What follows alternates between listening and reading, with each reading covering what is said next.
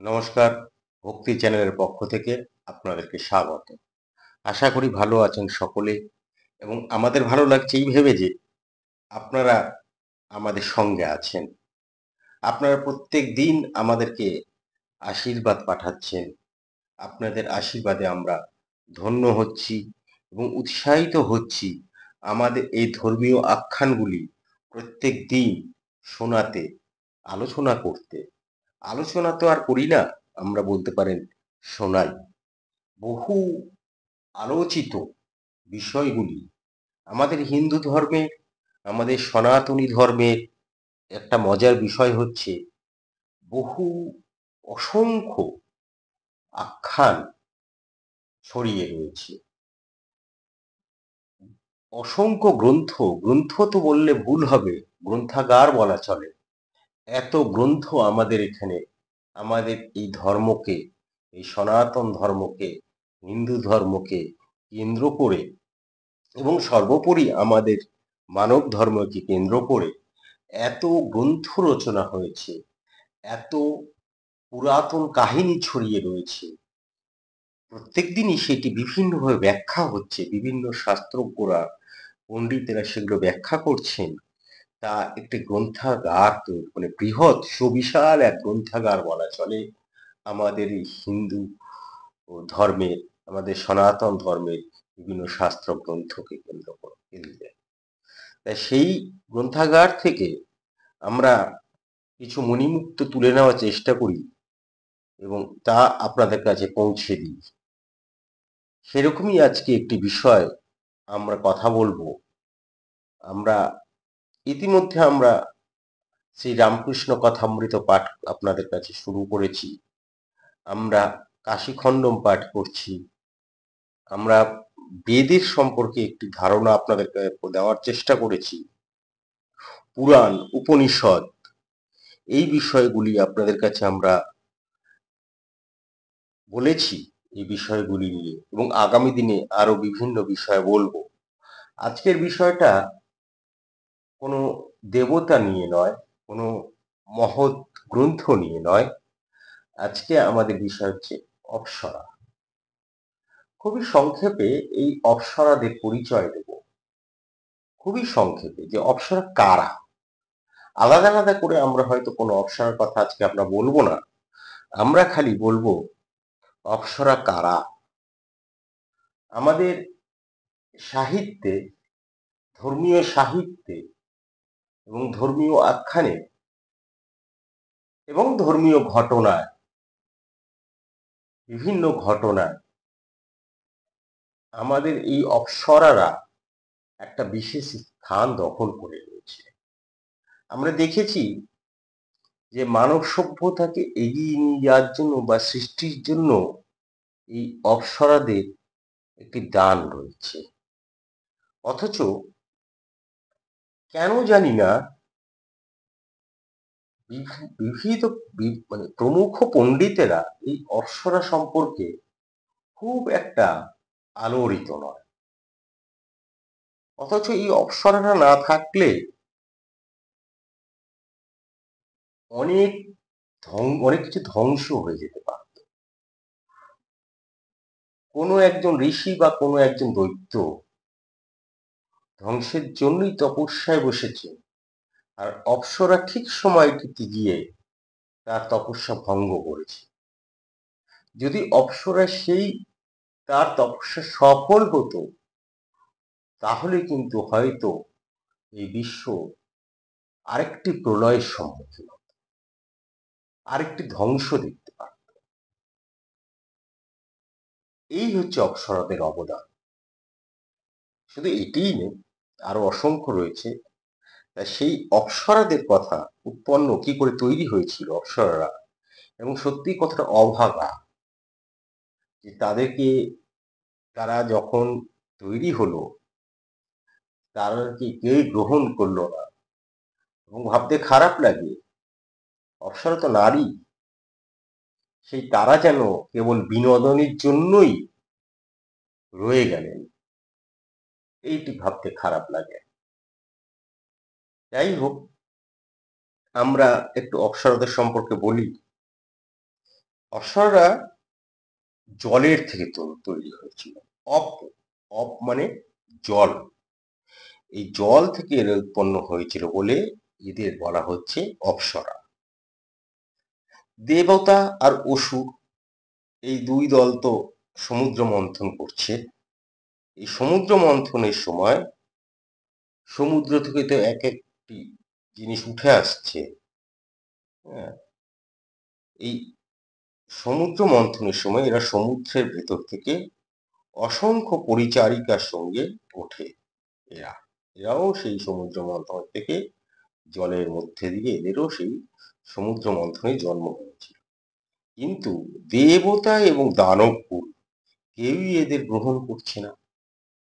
এত সুন্দরী রমণীয় আসার পরেও যেহেতু এদের জন্ম, এদের মা বাবা, এদের বংশ পরিচয় কিছুই নেই, তাই এদেরকে কেউই গ্রহণ করছে না। সেই জন্য এরা সাধারণ স্ত্রী রূপে গণ্য হলো।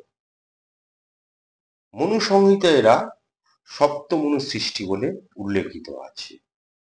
এরা কিন্তু সংখ্যায় একজন দুজন নয়, এই অপ্সরার সংখ্যা হচ্ছে ৬০ কোটি। ৬০ কোটি হচ্ছে অপ্সরার সংখ্যা। ভাবুন, আমাদের ভারতবর্ষে যত মানুষ আছে সেই ভারতবর্ষে মানুষের অর্ধেকের থেকেও বেশি, না অর্ধেক, ভারতবর্ষে যত মানুষ আছে সেই মানুষের অর্ধেক হচ্ছে সংখ্যায় হচ্ছে এরা ছিলেন।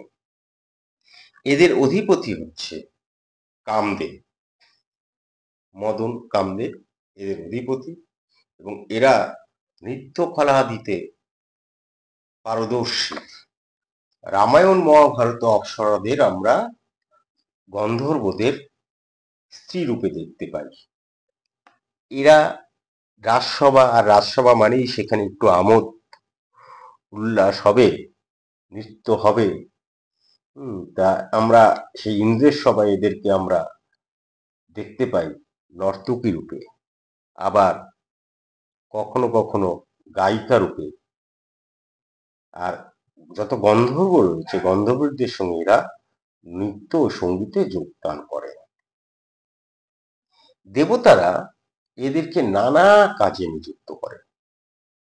কিরকম, যেটি বলছিলাম, কোনো ঋষি বা মুনি তপস্যা বলে দেবতার চেয়েও মানে শক্তিশালী হয়ে যাবে, ক্ষমতাশালী হয়ে যাবে, এই ভয়ে দেবতারা কখনো মুনি ঋষিদের প্রলুব্ধ করার জন্য, তপস্যা ভঙ্গ করার জন্য অপ্সরাতে পাঠিয়ে দিতেন।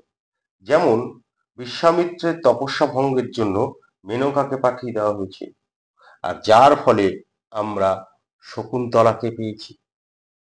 মেনকা বিশ্বামিত্র তপভঙ্গ করলেন আর তারা মিলিত হলো, শকুন্তলাকে পেয়েছি আমরা। এটা একটি উদাহরণ দিলাম, এরকম আমরা অসংখ্য পাবো। যদি অপ্সরা নিয়ে আরো ভবিষ্যতে আপনারা চান যদি বলি, তা অপ্সরাদের সৌন্দর্য যৌন আবেদনের কথা সব সময় বলা হয়েছে। অপ্সরা হচ্ছে মায়ারূপিণী। এরা কি করতে পারে, এরা নিজেদের, যেহেতু মায়ারূপিণী, নিজেদের দেহের পরিবর্তন করতে পারে। তারা কিন্তু আমাদের মর্তলোকে আসতো, এসে আমাদের তারা কোনো ক্ষতি করে, আমাদের মর্তলোকে এসে আমরা বিভিন্নভাবে সাধারণ মানুষদের তারা সহায়তা করতেন। অথর্ববেদ থেকে আমরা জানতে পারছি যে এরা পাশা খেলায় খুবই পারদর্শী ছিল। পাশা খেলতে এরা খুব পারদর্শী ছিল, ভালোবাসত।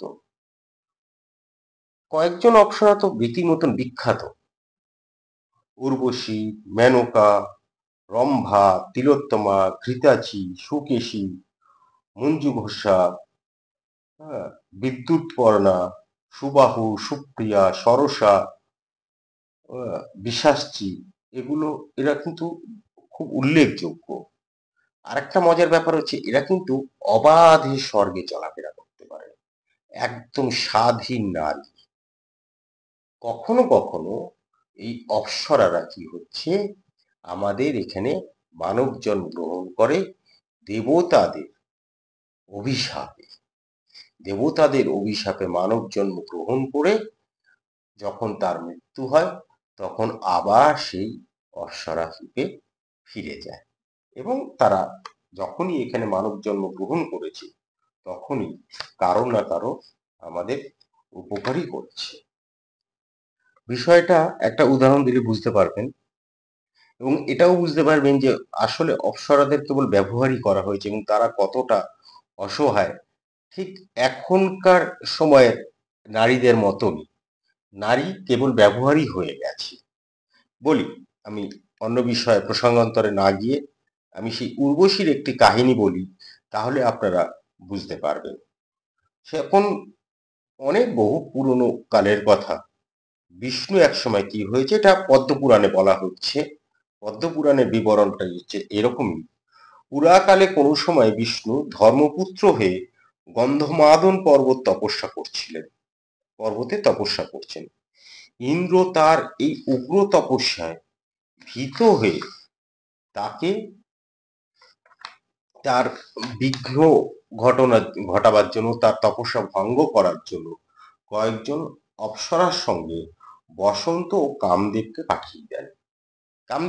দেবকে পাঠিয়েছে কারণ কামদেব যদি তার ওই বাণ কামদেব যদি তার বাণ মেরে বিষ্ণুর মধ্যে কাম ভাব জাগিয়ে তুলতে পারে, তাই জন্য কামদেবকেও পাঠিয়েছেন।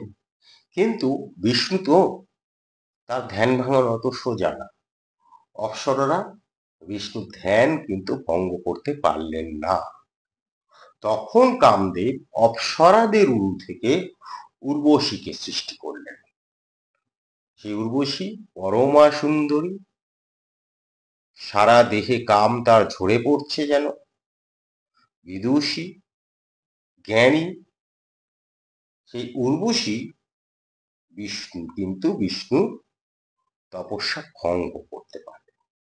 আর এই বিষ্ণু তপস্যা ভঙ্গ করতে পারার জন্য ইন্দ্র সন্তুষ্ট হলো এবং তার রূপে মুগ্ধ হয়ে তাকে গ্রহণ করতে চাইলেন। কিন্তু উর্বশী, সে তো স্বাধীন নারী, সে কেন বন্ধনে আবদ্ধ হবে? অপ্সরা তো স্বাধীন নারী, সে তো দেবতার বন্ধনে আবদ্ধ হবে না। তারা জানে তাদের ক্ষমতা। তা উর্বশী তাতে সম্মত প্রথমে সম্মত হতে চায়নি উর্বশী, কিন্তু ইন্দ্র অনেক পীড়াপিড়ি করায় অবশেষে উর্বশী বাধ্য হয়ে সম্মত হলেন। এদিকে মিত্র ও বরুণ উর্বশীকে পাওয়ার জন্য ঝাঁপিয়ে পড়লেন। উর্বশীকে তারা তাদের প্রেম নিবেদন করলেন, কিন্তু উর্বশী ইতিমধ্যে কথা দিয়ে দিয়েছে ইন্দ্রকে, তার এক নারীকে পাওয়ার জন্য তারা সবাই ঝাঁপিয়ে পড়লে তো হবে না। তা এই নারীর তো একটা ব্যক্তিত্ব রয়েছে, তিনি তো শৈলী নন। যাই হোক, তা মিত্র ও বরুণ যখন উর্বশীকে পেল না, উর্বশী যখন তারাকে প্রত্যাখ্যান করল, তখন তারা গেলেন রেগে এবং অভিশাপ দিলেন উর্বশীকে। উর্বশী মানস হয়ে জন্মগ্রহণ করলেন এবং পুরুরবার স্ত্রী হয়ে তিনি এখানে বিরাজ করলেন। তারপর তাদের সন্তান হলো পুরুরবার স্ত্রী হয়ে।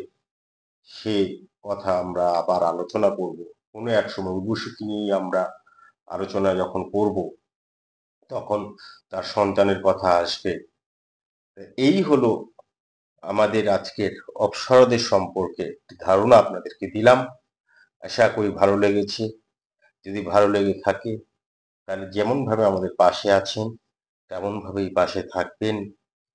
আর আপনাদের সমর্থন ছাড়া আমরা কিন্তু এক মুহূর্ত চলতে পারবো না। ভালো থাকবেন, ভালো রাখবেন, নিজে আনন্দ থাকবেন, অন্যকে আনন্দিত রাখবেন। ধন্যবাদ, নমস্কার।